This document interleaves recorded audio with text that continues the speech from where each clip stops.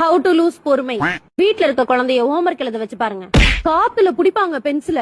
வர்ற கடுப்புக்கு லெஃப்ட் ஹேண்ட்ல பென்சில் எடுத்து நம்மளே ஹோம்வொர்க் எழுதி முடிச்சிடலாமான்னு தோணும். அம்மா ரப்பரை காணும், பென்சில காணும், பாக்ஸ காணும், நோட்டை காணும்னு சொல்ற ரீசன் எல்லாம் கேட்கும்போது நம்மளே எங்கேயாவது காண போயிடலாமான்னு தோணும். அம்மா தூக்கம் வருது, தண்ணி குடிக்கணும், பாத்ரூம் போகணும், கொசு கடிக்குது, இப்படியெல்லாம் சாக்கு சொன்னா எப்படி பொறுமையா இருக்க முடியும்? நம்மளே எழுதிடலான்னு தான் தோணும். சுப்பினி சுத்த பூசனி